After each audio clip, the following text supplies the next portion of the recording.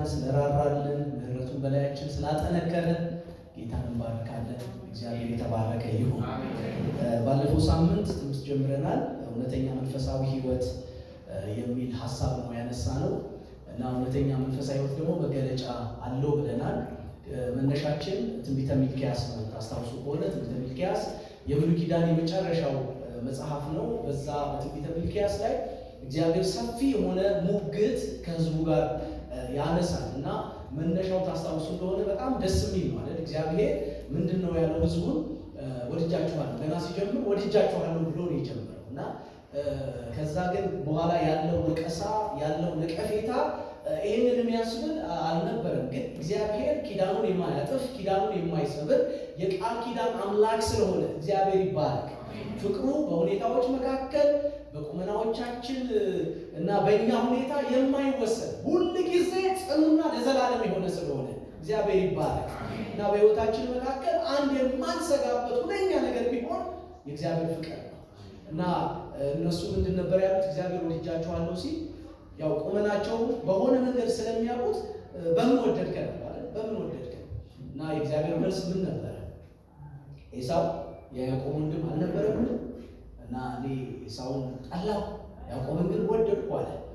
እንትን ተገቢ ምላሽ አይመስልም አይደል? በምን ወደድከኝ በምን ወደድከን ሲባል መቼም የሆነ ነገር መጠቀስ አለበት አይደል? ይሄ ስለሆነ ነው ይሄ አቋማችሁ ነው መባል አለበት እና በጣም ሩቅ የሆነ ሁለት ህዝቦችን የሚወክል አንድ ነገር እግዚአብሔር ተናገረና እነኚህ ኤሳውና ያዕቆብ ወንድማማቾች ናቸው እንደምታውቁት። እንዳውም በባህሪ ደረጃ እነኚህ ሁለት ወንድሞች እንፈርጅ ከተባለ የተሻለ መንፈሳዊ ሁኔታ ላይ ያለው ማን ነው ማለት ይቻላል? ኤሳው ነው። ምንም ጥያቄ የለውም። በጣም ታዛዥ የሆነ እንዳው ትንሽ ወንዳ አይነት ነገር ጀገን የሚል እንደዛ አይነት ነው። ያዕቆብ እንደዛ አይደለም፣ የምታውቁት ነው። በጣም ገለበጥ ባጣ ነው። ሐሳቡን አስሬ የሚቀያይር ነው ብሎ ጓዳ የሚል አይነት ነው እና ዝም ብላችሁ በዚህ ኢቫሉዌሽን ማን ነው ምርጥ ከተባለ ምንም ጥያቄ የለውም። ስለዚህ መልሱ ይመስለኝ እኔ በቃ እንዲሁ ነዋ የሚል ግን ከተወደድን በኋላ ፍቅሩን ከተቀበልን የፍቅሩን ትሩፋት ካገኘን በኋላ ግን እግዚአብሔር ደግሞ በተለይ ከሱ ጥሪ በኋላ በህይወታችን መካከል ኤክስፔክት የሚያደርገው ነገር አለ። እሱን የተመለከተ ነው ወቀሳው ማለት ነው እና በጣም ከእግዚአብሔር ርቀው ነበር እና ምን ብለን ነበር? ታስታውሱ እንደሆነ ያለፈው ሳምንት ላይ የልማድ ሰለባ ሆነው ነበር። መንፈሳዊ ነገር ልማድ ብቻ ሆኖ ነበር። ንክኪ የሌለበት እግዚአብሔርን ኮንሲደር ያላደረገ ከእግዚአብሔር አንጻር ያልሆነ ግን ሲያደርጉ ስለኖሩት ወይም ከነሱ በፊት አባቶቻቸው ያደርጉት ስለነበረ ያንን ተከትለው በልማድ ብቻ ነገሩን ያደርጉት ነበር። እግዚአብሔር እንዲህ አይነቱን ነገር አይወደውም፣ አይቀበለውም፣ አይፈልገውም። በጣም ልባዊ የሆነ የእሱን ማንነት የሚመጥን ነገር በፊቱ ይፈልጋል። አሜን እንላለን። ስለዚህ እግዚአብሔር አምልኮ ያደርጋሉ፣ አልፈልገውም አምልኳችሁ ማለት መስዋዕት ምናምን ያደርጋሉ፣ አልፈልገውም። ምክንያቱም የመስዋዕቱ ስርዓት የተዘረጋው በዚህ መልክ እንዲከወን ስላልሆነ እንደምታውቁት ብሉይ ኪዳን ስለነበረ የመስዋዕትና የምናምን ስርዓት አለ አይደለም እና መስዋዕት ያመጡለታል እግዚአብሔር። ግን የሚያመጡት መስዋዕት እግዚአብሔርን የሚመጥን ወይም እግዚአብሔር የጠየቀው የፈለገው አይነት አለ። በስርዓቱ በሕጉ ለእግዚአብሔር የሚመጣው ነገር እግዚአብሔርን የሚመጥን እንከን የለሽ የሆነ ንጹሕ የሆነ አንዳችም እንኳን እንከን የሌለበት ነው። እነሱ ግን የሆነውን የተገኘው ከመንጋቸው መካከል የማይፈልጉትን የተሰበረውን አካል ጉዳተኛ የሆነውን ይዘው ይመጣሉ፣ እንደነገሩ እንዳይቀር አይነት ማለት ነው እና እግዚአብሔር ይሄ በጣም ያሳዘነ ጉዳይ ነበረ ብለናል እና መንፈሳዊ ሕይወታቸው ባጭር ቃል ሊጠቅለል ከተባለ እውነተኛ መንፈሳዊነት ያልነበረ ነበር። ስለዚህ መንፈሳዊ ሕይወታቸው ይሄ እውነተኛ ያልሆነው በምንድን ነው የተለካው ብለን ባለፈው አንዱ ያነሳነው ጉዳይ በአምልኳቸው ነው ብለን ነበር። ታስታውሳላችሁ እና በመካከላቸው እውነተኛ አምልኮ አልነበረም። የአምልኮ መልክ ግን ነበረ። አምልኮ የሚመስል ነገር ግን ነበረ። ምናልባት ስብሰባ ነበር፣ ምናልባት መስዋዕቱ ነበር፣ መቅደሱ ክፍት ነው። ስለዚህ መቅደስ እየመጡ የሚያደርጉትን ነገር ያደርጋሉ። እግዚአብሔር እንደው ምን ብሏል? እንደው ምን ነው ሰው በተገኘ ምንም ያደርግ ሰው ይሄን መቅደሱን እንዲዘጋው በቃ ከዛሬ ጀምሮ አምልኮ የለም እንዲባል ማለት ነው። ምን ነው የሚዘጋልኝ አንድ ሰው ባገኘው? ምክንያቱም ያለው ነገር የሌለ ስለሆነ ማለት ነው። ግልጽ ነው። በእግዚአብሔር እውቅና ያልተሰጠው እግዚአብሔር የማይቀበለው የማይፈልገው ነገር ስለነበር ይሆን የነበረው እግዚአብሔር እነኚህን ነገሮች ሲደነግግ ከሱ ጋር ለመገናኘት በእውነትና በመንፈስ ምክንያት እንዲሆኑልን እንጂ እግዚአብሔር ፍየል ወይ በግ የሚበላተኛ ሆኖ አይደለም። እንደምታውቁት የመዝሙርም የምንም ድሃ አይደለም ብለናል። እውነት አይደለም አይደል? ምን ይላል? ታስታውሱ እንደሆነ እኮ በኢየሩሳሌም የሆሳዕና ጊዜ ለጌታችን በጣም ይዘመር ነበር አይደል? እና እዛ አካባቢ ያሉ ሰዎች ያንን እንትን አልወደዱም እና ደቀ መዛሙርትን ንገራቸው፣ ዝም እንዲሉ ንገራቸው። እነሱ ዝም የሚሉ እነኚህ ድንጋዮች ምን ይላሉ? ችግር የለውም ማለት ነው። እግዚአብሔር ዛፉንም ሳሩንም ቅጠሉንም ማዘመር ይችላል።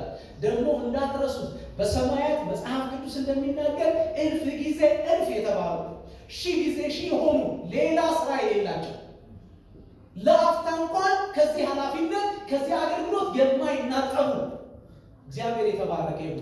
ስራቸው መዘመር ብቻ የሆነ ማምለክ ብቻ የሆነ መጽሐፍ ቅዱስ የሚለው ምንድን ነው? በቀንና በሌሊት አያርፉም ይላል።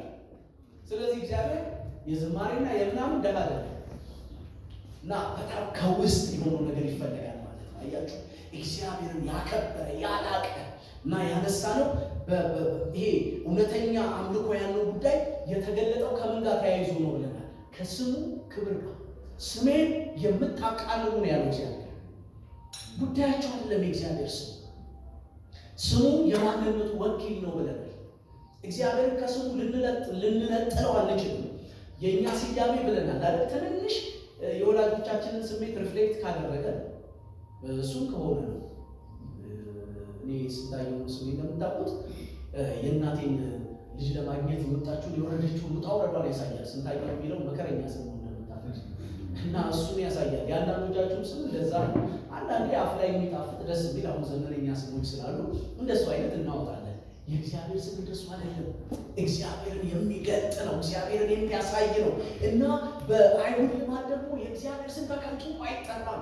በፍርሃት በአክብሮት ነው። አሁን እኛ እንደለመድነው እንደምናደርገው አይነት አይደለም እና ስም ያልተከበረም ማለት እንደ ነገሩ ጣራ አለኩ ያመጣሉ፣ ግን እንደ ነገሩ መስዋዕት እና እግዚአብሔር በስተመጨረሻ ምንድን ያለው? እናንተ ጥቂት የሆናችሁት ህዝቦች የታደጓችሁ የጠሯችሁ እናንተ ናችሁ። ስሜን ያቃለላችሁት እናንተ ናችሁ አለ። እኔ ሪጀክት ያደረጋችሁት ስሙ አለ።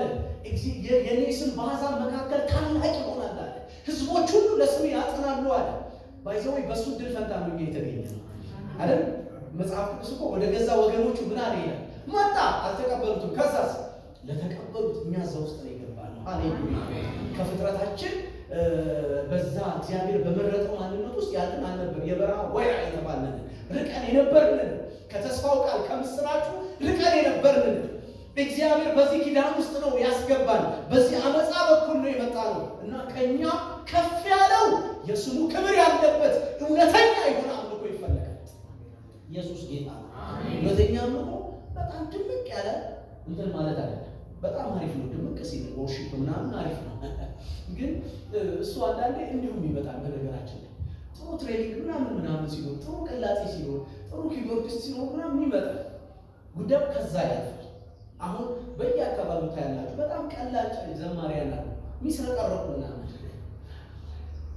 ለእግዚአብሔር ምንም አይደለም፣ ለእኛ እንጂ እሱ ማለት ነው። ስለዚህ እውነተኛ አምልኮ የህይወታችንን ሁለንተና የሚጠይቅ ጉዳይ ነው። 24/7 ይሆነ ማለት ነው። በሰባት ቀን 24 ሰዓት ውስጥ እኛ ህይወታችንን ጥሪያችንን ለማምለክ ነው። ስለዚህ እሑድ ከ4 እስከ 7 አይደለም፣ ማክሰኞ ከ11 እስከ 1 ተኩል አይደለም፣ ዓርብ ቅድም እንደተነገረ ከፈለግን ከጧት እስከ ማታ አይደለም፣ ከእሑድ እስከ እሑድ ያለ እረፍት በቦታ በጊዜ በሁኔታ ያልተወሰነ በቃ አምልኮ እግዚአብሔርን ኮንሲደር ያደረገ ከእግዚአብሔር አንጻር የተቃኘና የሚኖር ህይወት ማለት ነው። ለዚህ ነው የተጠራው። አምልኮ የማይነካው የህይወት ክፍል የለም። ክብር ለእግዚአብሔር ይሁን። ሁሉ ጊዜ በእግዚአብሔር ፊት እንደሚሆኑ መሆን ማለት ነው እና አንዳንድ ጊዜ በጣም ሃይማኖታዊ የሆኑ አክቲቪቲዎች ምናምን አሉ ታውቃላችሁ። እስቲ አሁን በመንፈስ እንሆናለን ምናምን ብለን የሆነ ስፒሪቹዋል ድባብ ምናምን ፈጥረን ነው መንፈሳዊነትን የምናመጣው። እንደሱ አይደለም። ዩሲ በምንም ሁኔታ ውስጥ እኛ መንፈሳዊያን ነን። አሜን። ቸርች ብቻ አይደለም። መንፈሳዊነት የሰንበት ካባችን አለ። በሁሉ ቦታ ሁሉ ጊዜ ነን መንፈሳዊ፣ በስውርም በአደባባይ። አሜን ትላላችሁ? እሱ አያችሁ የጎደለው እነዚህ ሰዎች የሥርዓት ቀበኛ ሆኑ። ያለ እግዚአብሔር የማይመጥን ግን የሆነ ነገር ያደርጋሉ። እግዚአብሔር እሱን ይጸየፈዋል። ስለዚህ ይሄንን የምታመጡትን ነገር ምናምን ጥቂት ብዬበታል ማለት አልፈልግም እና እግዚአብሔር ከዝማሬያችን እውነተኛ የሆነ ህይወታችን ይበልጥበታል። አምልኮም እሱ። ለዚህ ነው ጳውሎስ በእግዚአብሔር ርኅራኄ ለምናቸዋል ማለት አንድ ነገር አይደል? ለምናቸዋል። ምንድን ነው የሚለምናቸው? ሰውነታችሁን ራስን በቃና ሰውነታችሁን ሕያው ቅዱስ ደስ የሚያሰኝ መስዋዕት አድርጋችሁ አቀርቡ ዘንድ። ይሄም ደግሞ ለአይምሮ የሚመች አገልግሎታችሁ ነው ይላል። ሌላው ደግሞ አምልኮ ነው ይላል። አምልኳችሁ ነው። አምልኮ ምንድን ነው? ለእግዚአብሔር ሁለንተናን ሳይሰስቱ ይሰጣል። ልክ ለመስዋዕት የሚቀርበው በግ የሚተርፍ ነገር አይኖረው። ያ ፐርፌክት የሆነው ተመርጦ ከመንጋው መካከል ፐርፌክት የሆነው በቁመናው በሙሉ ፐርፌክት የሆነው የሰባው ተመርጦ ሙሉ ለሙሉ ለእግዚአብሔር እንደሚሆነው ልክ እንደዚሁ ማለት ነው። ሰውነታችሁ ሕያው ቅዱስ አድርጋችሁ እግዚአብሔር የተባረከ እግዚአብሔር ይርዳን። ክብር ለጌታ ይሁን። ስለዚህ ባለፈው ሳምንት ስንጠቀልል አንድ ትልቅ ጥቅስ ተናግረን ነው የጨረስነው። ዕብራውያን 12:28 ላይ ስለዚህ ይላል የዕብራውያኑ ጸሐፊ የማይናወጥን መንግስት ስለምንቀበል በማክበርና በፍርሃት እግዚአብሔርን ደስ እያሰኘን የምናመልክበትን ጸጋ እንያዝ ይላል። ሃሌሉያ! እንዴት እናምልክ? በማክበር። እንዴት እናምልክ? በፍርሃት። እንዴት እናምልክ? እግዚአብሔርን ደስ እያሰኘን ይህንን ጸጋ እንያዝ ይላል። ወደ ዛሬው ሀሳብ እንገባለን። ካላስቸገርኳችሁ በጌታ ፊት እንቆም። ሁሉ ቁሙና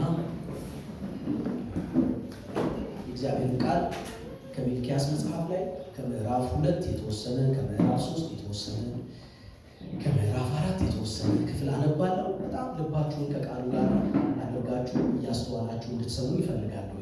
ትንቢተ ሚልክያስ ምዕራፍ 2 አስቀድሜ ከአንድ ጀምሮ አነባለሁ። በደንብ እሱ አሁንም በአዲሱ መደበኛ ትርጉም ነው ማነበው እኔ። አሁንም ካህናት ሆይ ይህ ማስጠንቀቂያ ለእናንተ የተሰጠ ነው። ባትሰሙ ልባችሁንም ስሜን ለማክበር ባታዘጋጁ እርግማን እሰድባችኋለሁ፣ በረከታችሁንም ወደ መርገም እለውጠዋለሁ። ልታከብሩኝ ልባችሁን አላዘጋጃችሁምና ረግሜዋለሁ ይላል እግዚአብሔር ጸባዖት። ቁጥር 7 ካህኑ የሁሉ ገዢ የእግዚአብሔር መልእክተኛ ስለሆነ ከንፈሮቹ እውቀትን ሊጠብቁ ሰዎችም ከአንደበቱ ትምህርትን ሊፈልጉ ይገባል። እናንተ ግን ከመንገዱ ወጥታችኋል፣ በትምህርታችሁም ብዙዎች እንዲሰናከሉ አድርጋችኋል፣ የሌዊንም ኪዳን አፍርሳችኋል ይላል እግዚአብሔር ጸባዖት። ቁጥር 13 ሌላው የምታደርጉት ነገር ደግሞ የእግዚአብሔርን መሠዊያ በእንባ ታጥለቀልቃላችሁ።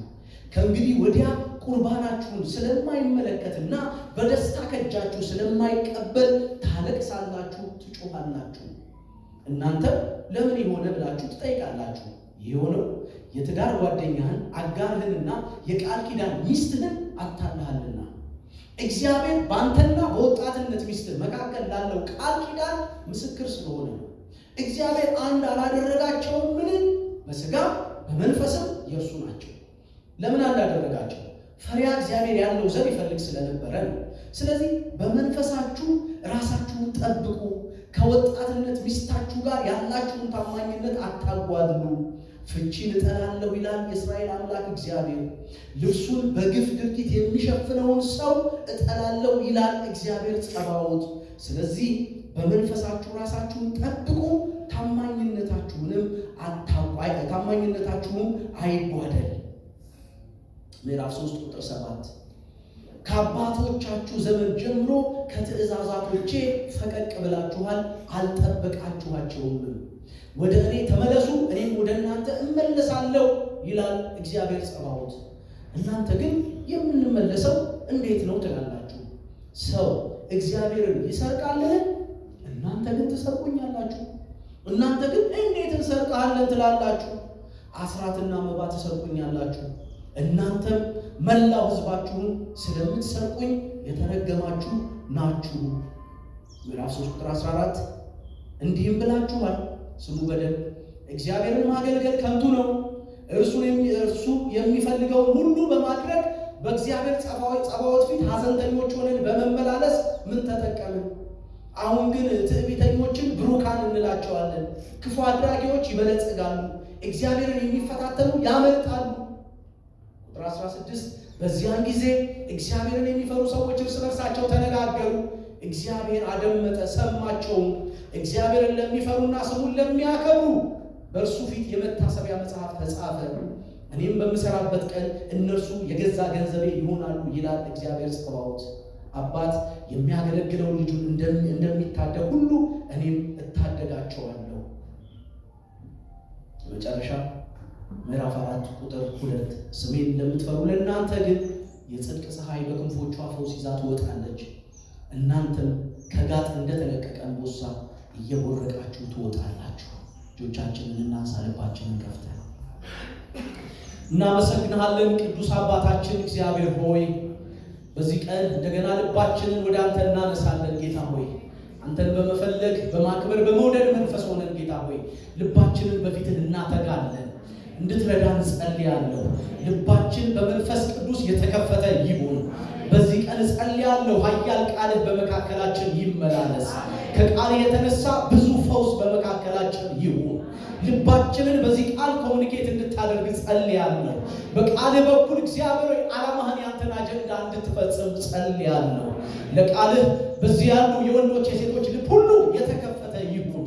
ረድኤትህን በመካከላችን ላክ ጌታ ሆይ።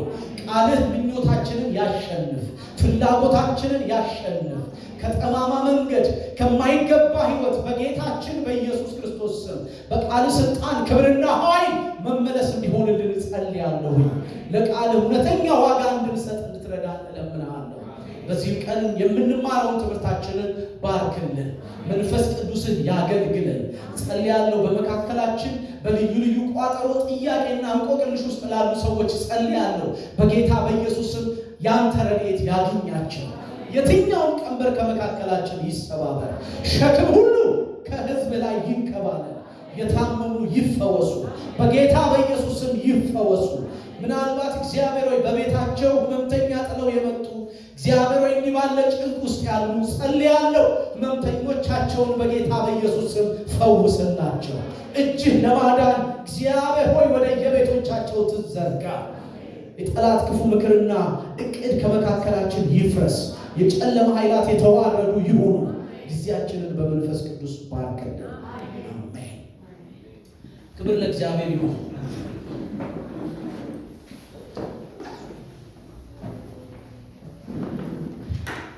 ሁለተኛው የእውነተኛ መንፈሳዊነት መገለጫ ዛሬ የምናየው እውነተኛ መታዘዝ ነው። እውነተኛ የሆነ መታዘዝ፣ ልባዊ የሆነ መታዘዝ፣ እግዚአብሔር በሚፈልገው ልክና ጥግ የሆነ መታዘዝ ነው። በዚህ በሚልክያስ መልእክት ውስጥ እያየን እንዳለ ነው ካህናቱ ለእውነተኛ መታዘዝ መሰረት የሚሆነውን የእውነትን ጥለው ነበር። እንዳነበብኩላችሁ ወቀሳው የጀመረው ከማን ነው? ከካህናቱ ነው።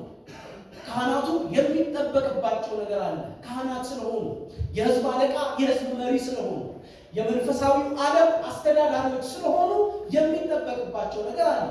እሱ በመሰረታዊነት ምንድን ነው ካላችሁ ሕጉን መጠበቅና ማስጠበቅ ነው። በሕዝቡ መካከል አርአያነት ባለው ሕይወትና አኗኗር መመላለስ፣ መግባት፣ መውጣት ነው የሚጠበቅባቸው። ነገር ግን እነሱ ሕጉን አቃለው ነበር። ለዚህ ነው ምዕራፍ 2 ከ4 እስከ 9 ባነበብነው ክፍል ላይ እግዚአብሔር ከሌዊ ጋር ቃል ኪዳን ያደረገበትን ምክንያት በመግለጽ ያንን ቃል ኪዳን አፍርሳችኋል፣ አጥፋፍታችኋል፣ ጥላችኋል ሲል እናያለን። ያ ብቻ አይደለም። ልብ በሉ። በሚልክያስ መጽሐፍ ላይ በጣም ገኖ የምናየው ነገር ምንድን ነው ካላችሁ ልማድ ነው። እንዳትረሱ፣ ልማድ አለ። ለምሳሌ ካህናቱ ያው አንደበቱ እውቀትን እንዲጠብቅ ስለሚል ካህናቱ ቆመው ያስተምራሉ። ትምህርት አለ። ትምህርታቸው ግን ለእውነተኛ መንፈሳዊ ሕይወትና ለእውነተኛ መታዘዝ የሚያበቃ አይደለም። ለዚህ የሚያተጋ አይደለም። በአጭር ቃል የእግዚአብሔር አይደለም ትምህርታቸው። ስለዚህ ሕዝቡን ከክፉ መንገድ መመለስ የሚችል አይደለም። ሕዝቡን ለእውነተኛ መንፈሳዊነት ራሱን እንዲያማጥን የሚያደርግ አይደለም። እውነተኛ መንፈሳዊነትን የሚያነቃቃ አይደለም። ባይዘወይ የምንማራቸው ትምህርቶችን አንዱ ኢቫሉዌት የምናደርገው በዚህ ነው። ወደኛ የሚመጣው ትምህርት የምንሰማቸው በተለያየ መንገድ። አሁን ሰው በማህበር ብቻ አይደለም የሚሰበከው፣ ልዩ ልዩ መንገድ አለ። ህይወታቸውን፣ መንገዳቸውን፣ አኗኗራቸውን የማናውቃቸው በየቴሌቪዥኖቻችን በየስልኮቻችን እየመጡ ቢሰሙን መዓት ናቸው። በጣም ጥንቃቄ ያስፈልጋል ብዬ አምናለሁ። እንዲህ ላለው ነገር እና አንዳንዱ ሰው እንዲህ ያለው ህብረት ሁሉ ይቀልበታል። ያው የየራሱ አስተማሪዎች በየእንትኑ ስላሉት ማለት ነው። እና ብዙም እንደሱ መቋመጥና ምናምን አያስፈልግም። ጥሩ ጥሩ አስተማሪዎች እንዳሉ አውቃለሁ። ግን አንዳንዶቹ ሩቅ ናቸው፣ ከኛ በአኗኗር ሩቅ ናቸው። ምናልባት የሚያስተላልፉትን መልእክት እንጂ የሚኖሩትን ህይወትና ምናምን አናውቅም፣ ሩቅ ናቸው። ስለዚህ ብዙም እንደዛ ባለው መንገድ ኢምፕረስ መሆን በጣም በዛ መጠመጥ የሚጠቅምና የሚያስፈልግ አይደለም። ስለዚህ የምንሰማቸው ነገሮች ምንድነው በውስጣችን የሚቀሰቅሱት የሚለውን በደንብ ማሰብ ያስፈልጋል። ለምን እያተቡ ነው፣ ለምን እያነሳሱ ነው የሚለው በጣም መሰረታዊ ነገር እንደሆነ ልነግራችሁ ፈልጋለሁ። የእግዚአብሔርን እውነት ስንሰማ ለጽድቅ፣ ለቅድስና፣ እግዚአብሔርን ለመታዘዝ፣ ለእውነተኛ መንፈሳዊ ህይወት መነቃቃት፣ መበርታት አለብን። እንደሱ ከሆነ ሄልዚ ነው፣ ጤናማ ነው። ልክ ጤናማ ምግብ በልታችሁ እንደሚስማማችሁ አይነት፣ እንደማይረብሽ አይነት እንደሱ አለ አይደል? አንዳንድ ምግብ ጣፍጦን እንኳን በልተን ውስጥ ገብቶ ግን ሰላም ይነሳል። በቃ በሚወጣበት መንገድ ካልወጣ እረፍት የሚነሳ ምግብ አለ። መንፈሳዊ ምግብ ልክ እንደሱ ይገርማችኋል። አንዳንድ ጤና የሚነሳ ህይወታችንን ብጥብጥ የሚያደርግ ፌሎሺፕ የሚያናጋ ቤታችንን የሚያውቅ የሚበጠብጥ ባልና ሚስት እንዳይስማሙ በአንድ ቃል እንዳይነጋገሩ የሚያደርግ ከእግዚአብሔር ሊሆን አይችልም እንደዚህ አይነት ትምህርት በነገራችን። ስለዚህ እነኚህ ሰዎች ያስተምራሉ፣ ትምህርታቸው ግን ሰውን ለእውነተኛ መንፈሳዊነት የሚያነቃቃ አይደለም። እግዚአብሔርን ለመታዘዝ የሚያተጋ አይደለም። ስለዚህ የህዝቡ ከህጉ ማፈንገጥ መነሻው ምንድን ነው? መንስኤው ምንድን ነው ካላችሁ የካህናቱ የተበላሸ ትምህርት ውጤት እንደሆነ ማየት ይቻላል። ቁጥር 8 ላይ ምንድን ነው የሚለው? እናንተ ግን ከመንገዱ ፈቀቅ ብላችኋል፣ በህግም ብዙ ሰዎችን አሰናክላችኋል። ህጉ እኮ ወደ መንገድ የሚመልስ ነው። በህግ ግን እነዚህ ብዙ ሰዎች እንዲሰናከሉ ምክንያት ሆኑ። የሌዊንም ቃል ኪዳን አስነውራችኋል ይላል የሰራዊት ጌታ እግዚአብሔር። ሪስፖንሲቢሊቲያቸው፣ ኃላፊነታቸው እውነተኛ የሆነውን ህግጋት ማስተማር ነው ትልቁ ኃላፊነታቸው። እነሱስ ለመሰናከል የሚሆን ወደ እግዚአብሔር የማያቀር ለእውነተኛ መንፈሳዊነት የማያተጋ ከየት እንደቀዱት የማይታወቅ ከየት እንደመጣ የማይታወቅ እንዲህ አይነት ትምህርት ያስተምሩ ነበር።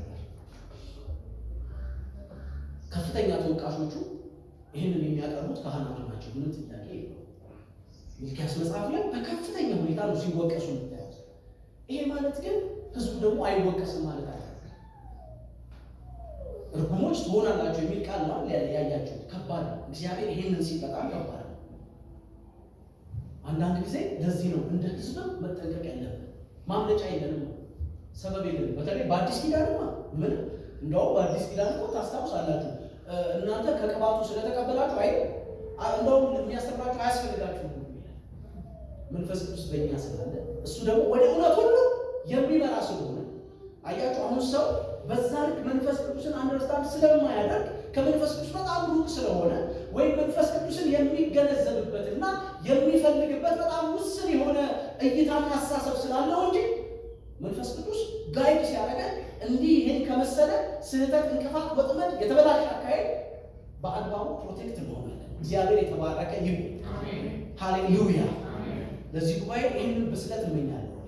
ዲዘርቭ ነው ይላል ምርቱ ከብርዱ የምንለይ አሜን የምንለውንና እማንለው የምንለይ አንዳንዱ እነሱ በቃ አሜን ነው የሚለው መጽሐፍ ቅዱስ ኮሌጅ እያለ ተስፋዬ ሽብሩ የሚባል መጋቢ አለ።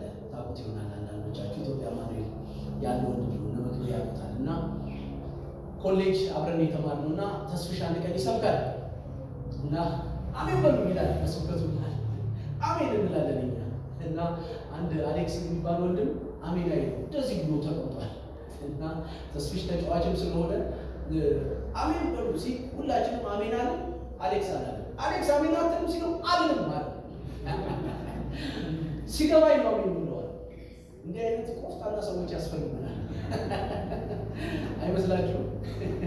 ሁሉ ዝም ብሎ ማግበስበስ ሳይሆን ማመንሸግ የሚባል ነው። ግን እንደቃሉ የሚሉ ያስፈልጉናል።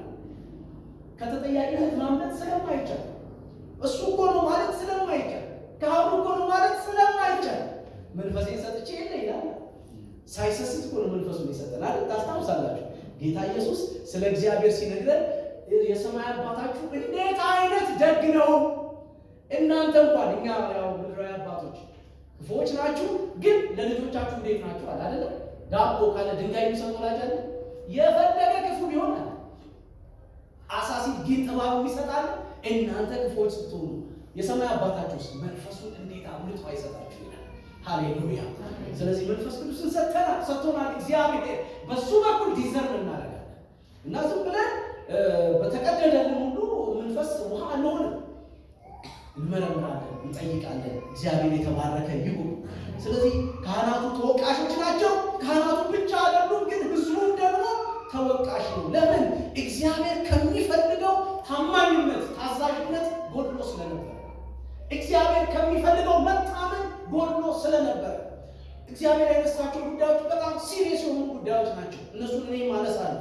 አንዱ ጉዳይ ምንድነው ካላችሁ፣ አንዱ ከመታዘዝ የጎደሉበት አንዱ ጉዳይ እግዚአብሔር ያከበረውን ቅዱስ ጋብቻ በማራከስ እግዚአብሔር ይበድላል።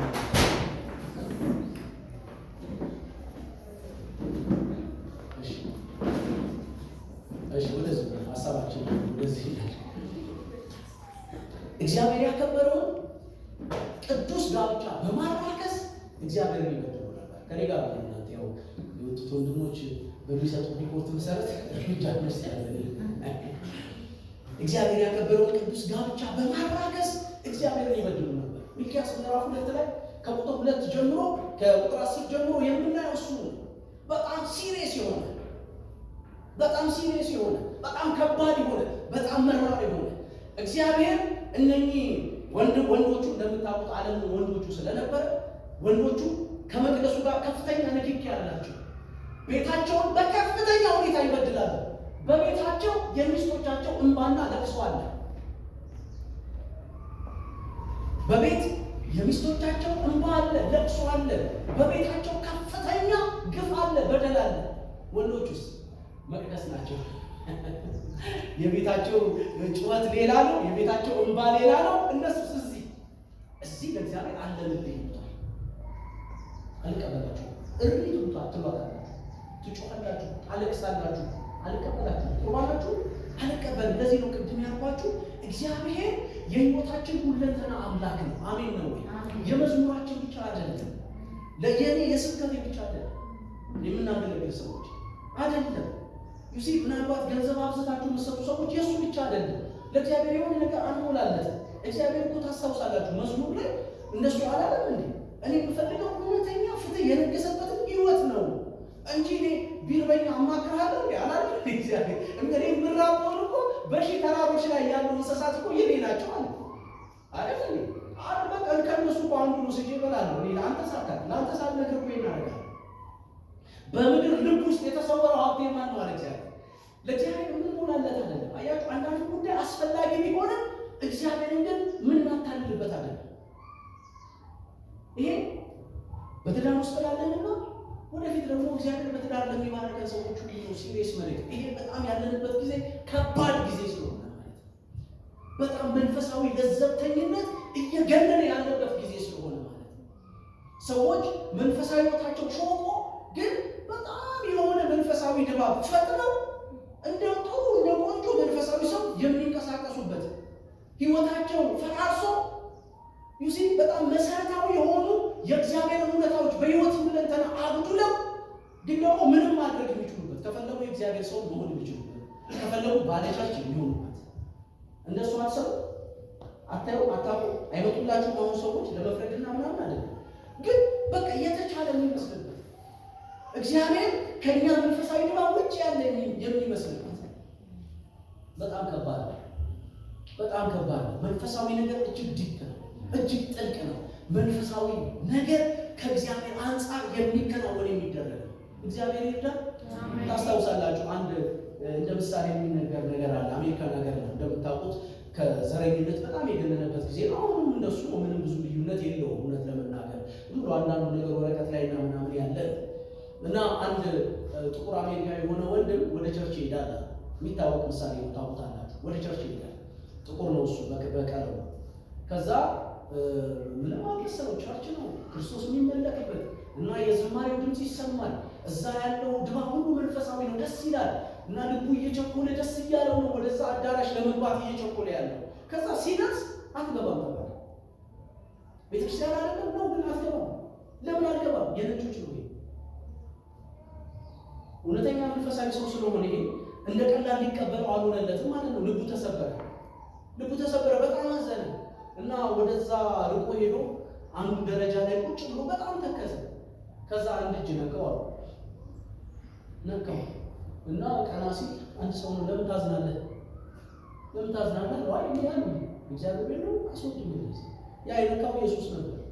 አንተ ብቻ ባለ ኢየሱስ እኔም እኮ የለው እየተሟሟቁ ነው፣ ስርዓቱ እየተከናወነ ነው፣ ግን የለም።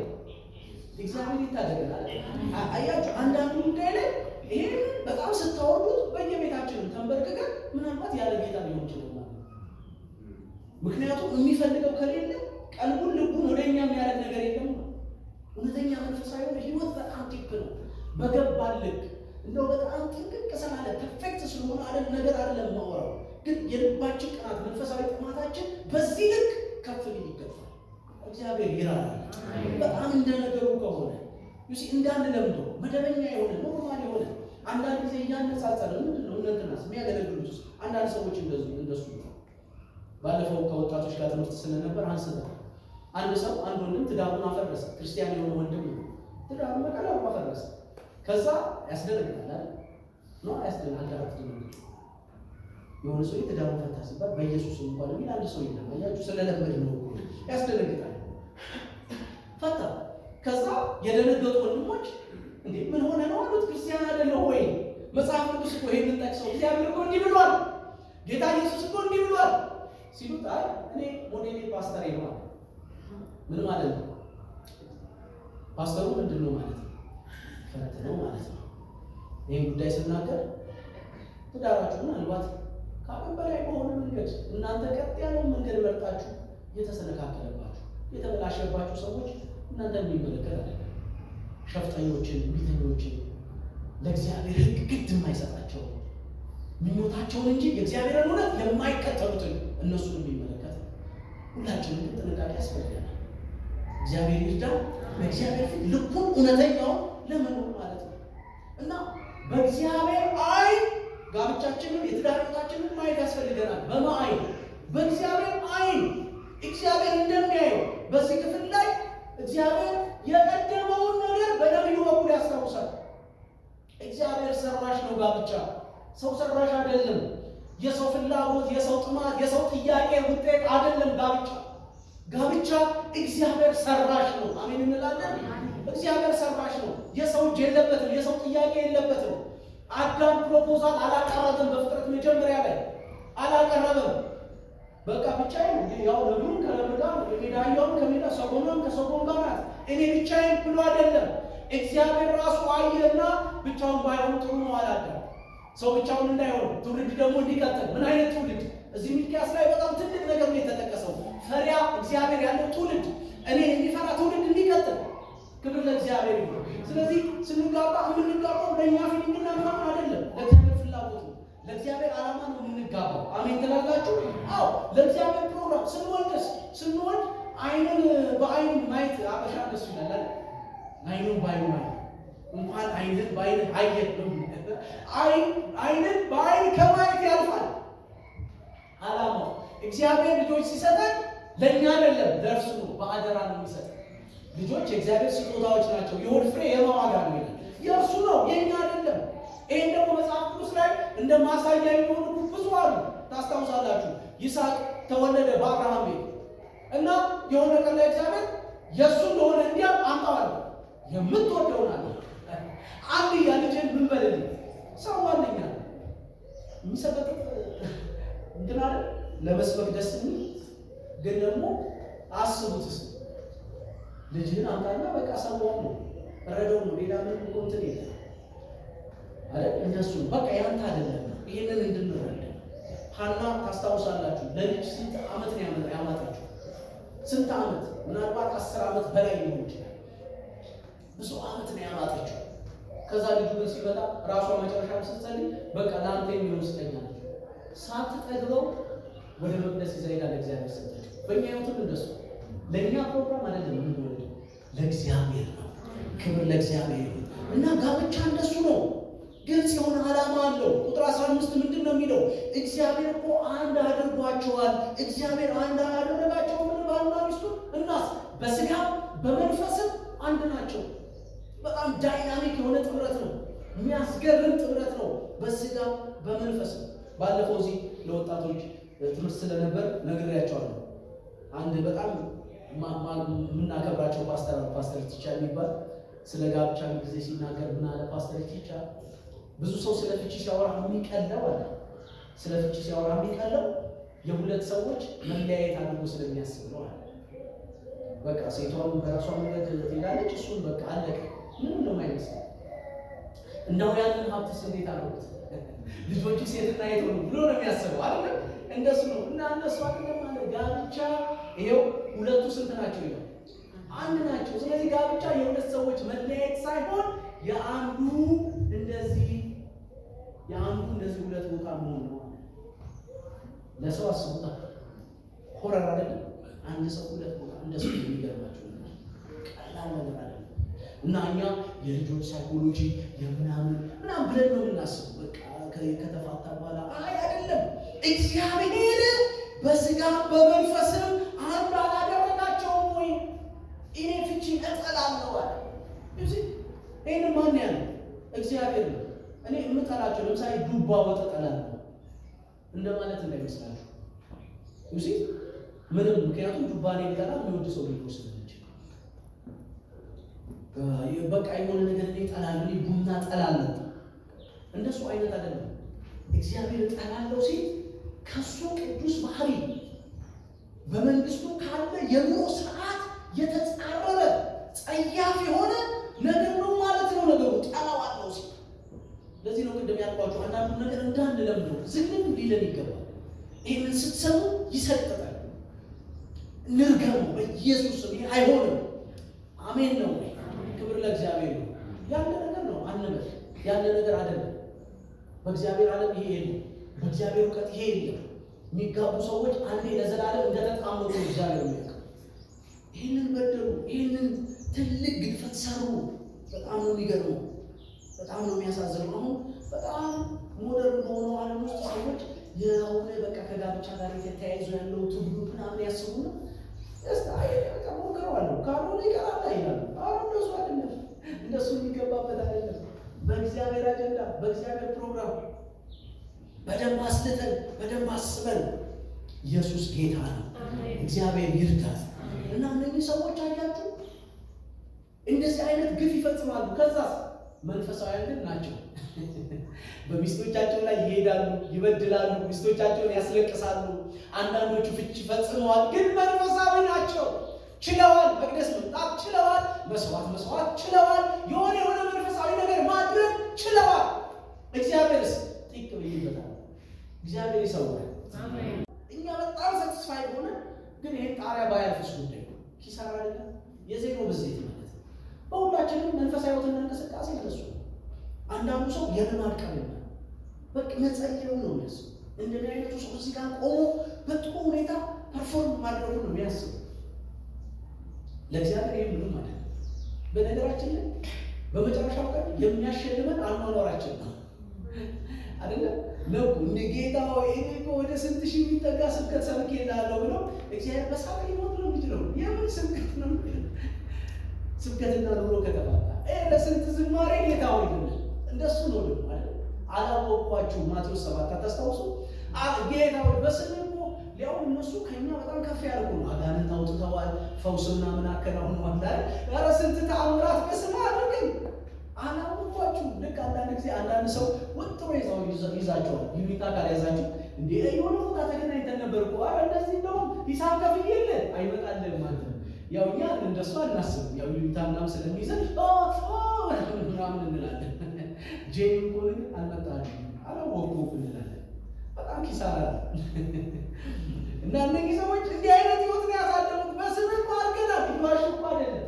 ግን እንዳልኳችሁ ነው፣ ዋና የሆነውን ጥለዋል።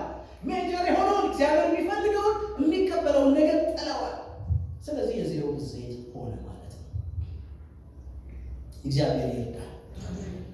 ስለዚህ በትዳር ውስጥ ያለን ሰዎች ለጋብቻችን ክብር በመስጠት እግዚአብሔርን በመፍራትና በመታዘዝ ጋብቻችንን ለእግዚአብሔር ዓላማ እንዋጅ። ሁልጊዜ ይህንን እናስብ። ለእግዚአብሔር ክብር እንደተጋባ ስንወልድ የወለድነው ለእግዚአብሔራዊ ዓላማ እንደሆነ ይህንን እንረዳ። ያላገባችሁ ደግሞ ጋብቻችሁን እንደ እግዚአብሔር ፈቃድ በስሜት ሳይሆን በጥንቃቄ ለመመስረት በእግዚአብሔር ፊት ራሳችሁን አማጡ። ሃሌሉያ! ትልቅ ጉዳይ ስለሆነ፣ ዋና ጉዳይ ስለሆነ በእግዚአብሔር ፊት ብርቱነት ምንም መሽኮርመም አያስፈልገውም። ብዙ ሰዎች ሳያገቡ እንደው በጋብቻ ጉዳይ ትጸልያለህ ሲባሉ እንዲህ ይጸልያል እንዴ? ከዚህ በላይ ለምን ይጸልያል? ዋና ነገር ነው አይደል? አንዴ ለዘላለም የሆነ ሌላ የምታውቁት ነገር ምን አለ? ነገር ውስጥ በሕይወት ዘመን ብዙ ሰዎች እንደሚሉ ጌታ ኢየሱስን ከመከተል ቀጥሎ እኮ ትልቁ ዲሲሽን የጋብቻ ዲሲሽን፣ ትልቁ ዲሲሽን ቀላል ነገር አለ። የእግዚአብሔር ስትወት በጣም ሲሪየስ ነው። በዚህ ጉዳይ በጣም ይጸልያል። ወጣቶች ግን ገና ያላሰባችሁ ላይ እንኳን ገና ከ10 ዓመት በኋላ ሊሆን ይችላል ትዳር መሰረቱ። ስለዚህ ይጸልያል ነው ነገር የሚቀጥሉት ጊዜያቶች ላይ ጤናማ ሰው ለእግዚአብሔር ክብር ራሱን የሰጠ ራሷን የሰጠ ሰው መንገዳችን ላይ እንድንመጣ እግዚአብሔርን በመታዘዝ ማፍራት ነው። እንግዲህ አንዱ ከመታዘዝ የጎደሉበት ጉዳይ ይሄ ጋብቻ ጉዳይ ነው። ሁለተኛው ከመታዘዝ የጎደሉበት ጉዳይ እውነተኛ መታዘዝ የጎደለበት ጉዳይ በገንዘባቸው ለእግዚአብሔር ባለመታመን ነው። ምዕራፍ 3 ቁጥር 7 ከአባቶቻችሁ ዘመን ጀምሮ ከትእዛዜ ፈቀቅ ብላችኋልና ወደ እኔ ተመለሱ። በሚልክያስ ላይ ያሉትን ሰዎች እግዚአብሔር ምንድን ነው ያላቸው? ሰርቃችኋል። የእግዚአብሔርን ገንዘብ በመስረቅ ከእግዚአብሔር ትእዛዝ ፈቀቅ ብለው ስለነበረ ተመለሱ ይላል እግዚአብሔር ይርዳ። ይሄ ወቀሳ የራሱ የእግዚአብሔር ወቀሳ ነበር። እኔ ዝም ብዬ ሳስብ ዛሬ ይህን መሰሉ ጉድለት በመካከላችን የለም ለማለት ይቸገራል። አስራትን አስመልክቶ አሁን የሚባሉ ዘመን አመጣሽ አንዳንድ ጉዳዮች እንዳሉ አውቃለሁ። አንዳንድ ሰዎች አስራት አዲስ ኪዳን ነው አይደለም ምናምን የሚል ሐሳብ ያላቸው እንዳልኳችሁ በዩቲዩብ ምናምን ይሄንን የሚያወሩ ሰዎችም ስላሉ ማለት ነው። ግን እንደው በጥንቃቄ አንዳንድ ጊዜ መስማት የምንፈልገው ልክ ከሆነ ነገሩ ልባችንን ጆሮአችንን ያስብላለን። በቃ ትልቅ መረዳት እንላለን። አንድ ኤክስፒሪየንስ ልንገራችሁ። ድሬዳዋ አገልግያለሁ እኔና ድሬዳዋ ማገለግላት አንዲት እህት ነበረችና ድሬዳዋ በጣም ሙቀት ነው ታውቃላችሁ። በጣም ሙቀት ነው። 9 ሰዓት ላይ ነው ያችን እህት ማገለግለው እኔ ቤቷ ሂጄ ማገለግላት። በሳይክል ነው የሚሄደው በሙቀት በሳይክል እና መንፈሳዊ ነገር ምንም አይገባትም። ብዙ ኢንተረስትድ አይደለችም። በጣም ነው የምለፋው እኔ በፓሽን ነው የሚሄደው። መተኛት እየፈለኩኝ ደክሞኝ አንዳንድ ጊዜ ሳልበላ ምናምን ነው የሚሄደው። በጣም በቃ ተግቼ እሄዳለሁ። የማይሞቃት የማይበርዳት ልጅ ነው። ምንም አይገባትም። ቸርች መምጣት አትፈልግም። የሚያስታውቅ ነው። እባክሽ ቸርች ላይ አትመጣም፣ ጊዜ ስለሌላት ምናምን አይደለም አትመጣም። ምንም አይገባትም። ምንም ለውጥ አላየም። እንዳልተው የነፍስ ጉዳይ ሆኖብኛል። ምን አደርጋለሁ? በቃ እንደው የሆነ ቀን እግዚአብሔር ድል ይሰጠኛል ብዬ አስቤ እወደቃለሁ። በቃ እንዳልኳችሁ እሄዳለሁ። ወስንና የሚቀጥለው ይኸውልሽ ማክሰኞ ቸርች ካልመጣሽ ሮብ መጥቻ ላስተምርሽ ማለት ነው። አትመጣም ማክሰኞ ግን ደግሞ በቃ በቀር እግዚአብሔርን በመበደል ይመስለኛል። ስለዚህ እንደገና ሳይክሌን አስነስቼ እሄዳለሁ። ምንም አይሞቃትም አይበርዳትም እንዳልኳችሁ። አንድ ቀን ሲሄድ ስንቴ ጓደኞቼ ከፈረንሳይ እኮ መጡ አለች። አንድ 5 ጓደኞች አሉ ፈረንሳይ ነበሩ መጡ አለች። ዋው ጥሩ ነው አልኳት። ክርስቲያኖች ናቸው ስላት አዎ አለች። ክርስቲያኖች ናቸው። አይ እግዚአብሔር ይመስገን በቃ ልትበረች ነው አልኳት። ያበረቱሻል። የቆዩ ናቸው? አይ የቆዩ ናቸው። ደስ አለኝ። አትሊስት ሌላ አጋዥ አገኘሁ ብዬ ማለት ነው። በሚቀጥለው ቀን ይሁን ስንቴ ከጓደኞቼ ጋር ማታ ወጣን አለች። ወዴት ወጣችሁ? አይ ሁሉ ልንዝናና ምናምን ወጣን። ኦኬ እና ወጣንና ወይንና ጠጣን አለች። ይሄ በክፉ እንዳያነጻችሁ የልብ ምኞት ነው። ክርስቲያኖች ናቸው አላልሽኝ እንዴ? አዎ ናቸውና አማኝ አይደለን እንዴ? እንዴት እንጠጣለን ስላቸው አይ ወይ እኮ ጌታ የባረከው መጠጥ ነው አብያለች። እና እኔ ወዲያው ይመጣልኝ እኔ እዚህ በሳይክል ስንት እየተመላለሱ ማት ነገር አስተምረሽ አንድ ቀን ያልገባሽ አንድ ስብከት ወዲያው ነባት። ለምንድን ነው ያነሳው? ብዙ ሰው የገንዘብ ጉዳይ ስለሆነ ከገንዘብ ጋር በጣም ትስስራችን ከፍ ያለ ስለሆነ በአስራት ቀርቷል ሲባል አሜን ይላል። እኔ አዲስ ኪዳን ላይ አስራት ቀርቷል የሚል አላነበብኩም። ይገርማቸዋል። እዛ ላይ እንኳን ለማየት እየሞከርኩ ነበር ካለ ብዬ ፈለግኩኝ። አስራት በቃ የሚባል ነገር የለም፣ የቀድሞ ስርዓት ነው የሚል አየሁም። የለም። እንደውም ጌታችን ኢየሱስ ክርስቶስ ከፈሪሳውያን ጋር ባደረገው እንደምታውቁት ፈሪሳውያን ውጫዊ የሆነ ጥንቃቄ የተሞላበት ምልልስ አላቸው። ከኔ ጋር ናቸው አይደል? በጣም ጥንቃቄ የተሞላበት ነው ምልልሳቸው። አስራት ሲያወጡ እንደኛ ከፍራንክ ብቻ አይደለም፣ የሚቀራቸው ነገር የለም። አነስተኛና ጥቃቅን ከሆነ ነገር ሁሉ ማለት ነው። ግን ህይወታቸው ምን አይነት ነው? ፈሪሳውያን ቅድም እንዳልኩት በግፍ በቅሚያ የተሞሉ ጌታችን እንደገለጻቸው ግብዞች፣ ለሌሎች መግባትም ራሳቸው ሳይገቡ ራሳቸው አልገቡም፣ ለሌሎች መግባት ሳይቀር እንቅፋት የሆኑ ናቸው። ስለዚህ አስራታቸው ምን ያደርጋል? እናንተ ግብዞች ናቸው አላቸው ጌታችን ኢየሱስ ክርስቶስ። ከከሙን ከእንስላል ከእንደዚህ አስራት ታወጣላችሁ፣ ግን ከህግ ደግሞ ዋነኛው የዋነኛው ምንድን ነው? እውነተኛ ህይወት ነው፣ ፍትህ ነው። ግልጽ ነው አይደል? ፍትህ የሞላበት ህይወት ነው፣ በደል የሌለበት ልከኛ ህይወት። ከህግ ግን ዋናውን ትተላለፋላችሁ አለ። ይሄንን ሳትተው አይደለም ያለው ጌታ። ይሄንን ሳትተው ያንን አድርጉት፣ አስራቱን አምጡ፣ ግን ዋናውን ነገር። ስለዚህ አስራት የምንለው ነገር ዋና አይደለም፣ ግን አስፈላጊ ነው። ግልጽ ነው ወዳጆች? አዎ፣ ለእግዚአብሔር መምጣት አለበት። ግልጽ ነው። ሉቃስ ላይ ማቴዎስ ላይ ይሄንን ጌታ ተናግሯል። ፈሪሳውያንን በወቀሰበት በቤተ ክርስቲያን አባቶች የቤተ ክርስቲያን ታሪክም ስናጠና ይሆን ግልጽ ነው። በነገራችን ላይ ቤተ ክርስቲያን 90% በላይ የሚሆነው ኢንከሟ አስራት ነው። በነገራችን ላይ በታሪክ መካከል እስካሁን ማለት ነው። ለዚህ ነው ኢንካሬጅ ማረጋችሁ እንደ ዘበት እንደ ቀልድ ዛሬ ማለት ነው። ብለሲንግ ስለሆነ በረከት ስለሆነ እግዚአብሔርን መታዘዝ ስለሆነ ማለት ነው። በነህምያ ዘመን ሰው ሁሉ ትኩረቱ እንዳልኳችሁ በጣም ቅጥሩን ፈርሶ ነበር። በነህምያ ዘመን ታስታውሳላችሁ። ቅጥሩ ብቻ አይደለም መንፈሳዊ ነገርም ቱራ ሆኖ ነበር፣ ፈራርሶ ነበር መንፈሳዊ ነገር እና ካህናቱ በጣም የሚያሳዝን ቀጠና ውስጥ ገብተው ነበር። እና ነህምያ ቅጥር ብቻ አይደለም ያደሰ ሌላ መንፈሳዊ ሪስቶሬሽን አድርጓል፣ በካህናቱ በምናምን በኩል ማለት ነው። ከዛ ህዝቡ አስራቱን መባውን ማምጣት ጀመረ። ክብር ለእግዚአብሔር። እና ካህናቱ መሰከሩ። ይኸው የህዝቡ ልብ ተመለሰ። የህዝቡ ልብ በመመለሱ ምክንያት ህዝቡ አስራቱን እያመጣ ስለሆነ እኛም ደግሞ በላን አሉ ካህናት። ደስ አይልም? እግዚአብሔር የተባረከ። ቸርች ሌላ ኢንከም የላትም እና ፕሮፐር የሆነ ቋሚ የሆነ ኢንከም ያስፈልጋታል። ያን ቢሆን ደግሞ እኛ ለእግዚአብሔር ከገቢያችን ላይ የምንለየው ነገር ይመቻል። በነገራችን ላይ በጣም የመጨረሻው የመስጠት ደረጃ አይደለም መስጠት። ዩሲ በጣም እግዚአብሔር የባረካቸው ሰዎች አስራታቸውን መነሻ አድርገው ዴሊብሬትሊ የእግዚአብሔር ስራ እንዲፋፋምና እንዲቀጥል አብዝተው ይሰጣል። እሱንም ከረጅ ያደርጋል። ክብር ለእግዚአብሔር። እንደውም አንዳንድ ጊዜ አንዳንድ ሰዎች ትርፍ ጊዜ ሁሉ ወስነው ለእግዚአብሔር መንግስት አገልግሎት፣ ለቤተ ክርስቲያን አገልግሎት ቀጣይነት ትርፍ ጊዜ ሁሉ ይሰራል። የሚገርም አይደል? ክብር ለእግዚአብሔር። ገንዘብ ጌታ ስለሆነ በገንዘብ ላይ መጨከን ትልቅ የመንፈሳዊነት ልዕልና ነው። በነገራችን ጌታችን ኢየሱስ እንደሱ ተናግሯል አይደል? ለገንዘብና ለእግዚአብሔር ልትገዙ ጌታ ስለሆነ ገንዘቦቻቸው ለእግዚአብሔር አገልግሎት መስጠት የቻሉ ሰዎች፣ ያለ ስስት አብዝተው የሚሰጡ ሰዎች መንፈሳዊ ሕይወታቸው ያስታውቃል። ምንም ጥያቄ የለውም። እዚህ ላይ የቆረጡ ሰዎች ግልጽ ነው መንፈሳዊ ሕይወታቸው ሙሉ ይሆናል። እግዚአብሔር ይመስገን። ክብር ለእግዚአብሔር። እና ይህንን ያጎደሉ ነበሩ፣ እግዚአብሔርን የሰረቁ ነበሩ። ሰርቃችሁኛል ብሎ እግዚአብሔር ሲናገር ታያላችሁ። እግዚአብሔር ይርዳል። አስራቶቻችንን በታማኝነት ለእግዚአብሔር እኛ እንደው መመለስ ነው የምንለው። አስራት መስጠትም አይባልም። ምክንያቱም አስራት የኔ ነው ካለ እግዚአብሔር የኔ የሆነ ነገር እናንተ ጋር ቢኖር በስጦታ አድርጋችሁና ትመልሳላችሁ። የኔ የሆነ ነገር አስራት ለእግዚአብሔር የሚመለስ ነው የሚሰጥ ማለት ነው።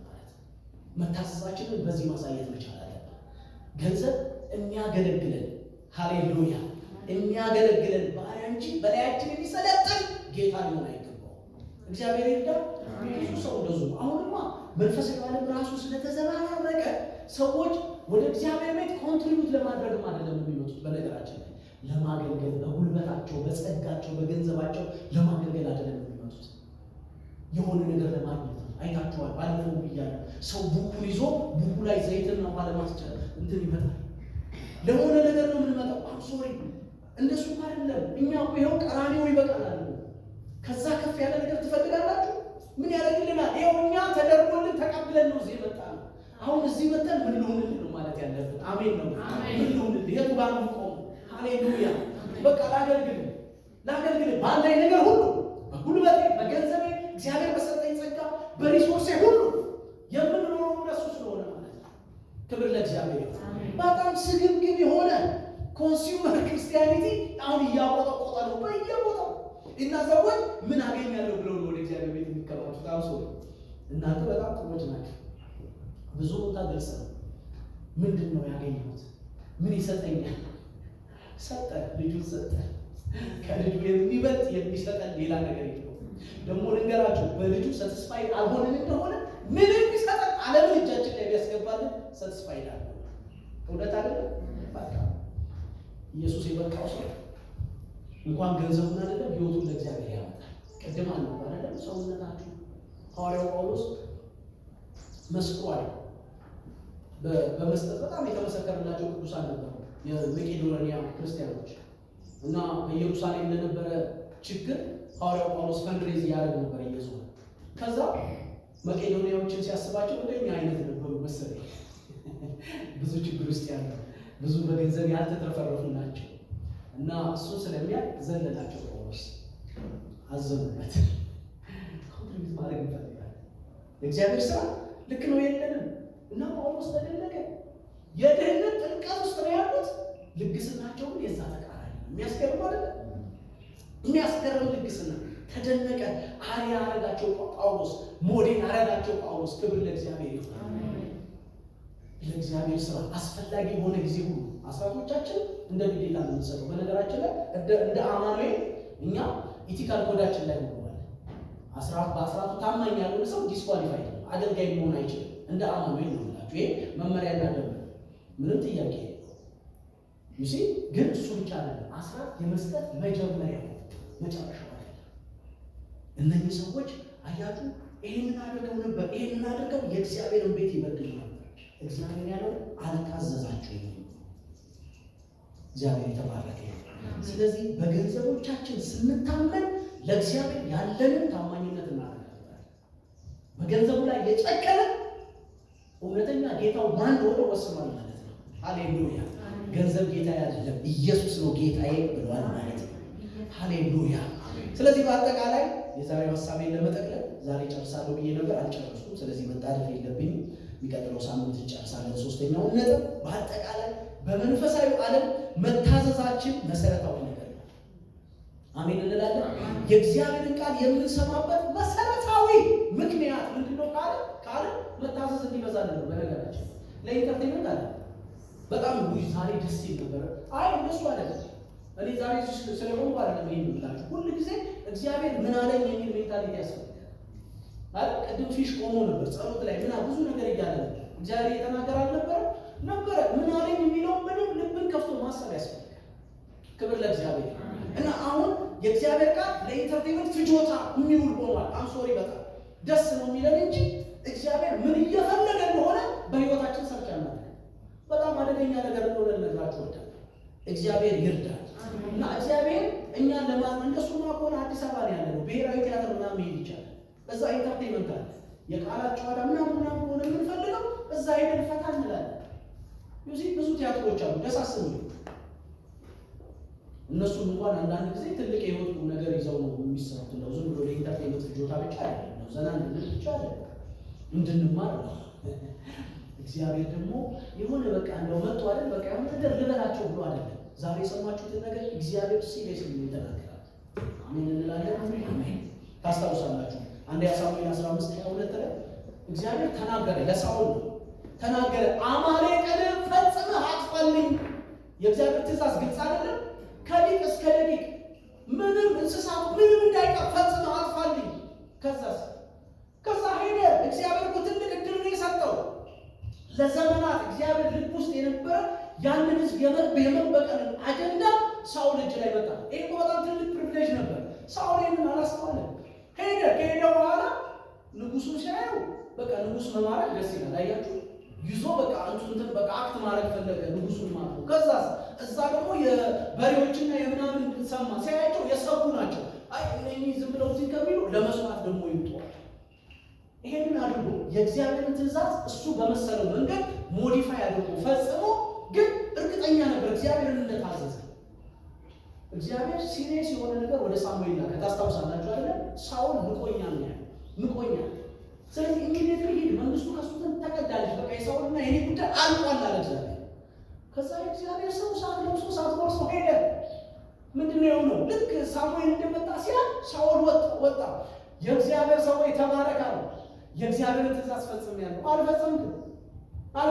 የሚሰማው የበሬዎች የበጎች ግዛት ምንድን ነው አለ። እሱማ ህዝቡ ለአምላክ እግዚአብሔር እንዲሰማ ያመጣኋቸው ነው። ማን አለ? እና ደስ ይለኛል ቁጥር 22 ላይ ስሙ በውኑ የእግዚአብሔርን ቃል በመስማት ደስ እንደሚለው እግዚአብሔር በሚቃጠልና በሚታረድ መስዋዕት ደስ ይለዋል። የእግዚአብሔር ጉዳይ ይህ አይደለም። ቅድም ያለው ነው መታዘዛችን ነው። እሱን በትክክል ማድመጣችን መስማታችን ነው።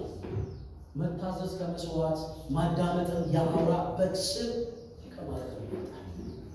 ሃሌሉያ።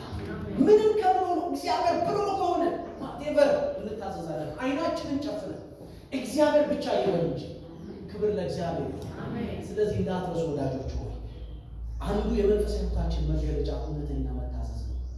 አንዱ የመታዘዝ መልክ በቤታችን ከትዳር አጋሮቻችን ጋር ምናልባት ነገር በምንመሰረተው ቤትና ጎጆ ውስጥ የሚገለጥ እግዚአብሔርን ያከበረ እግዚአብሔርን ኮንሲደር ያደረገ ትዳራችን ነው።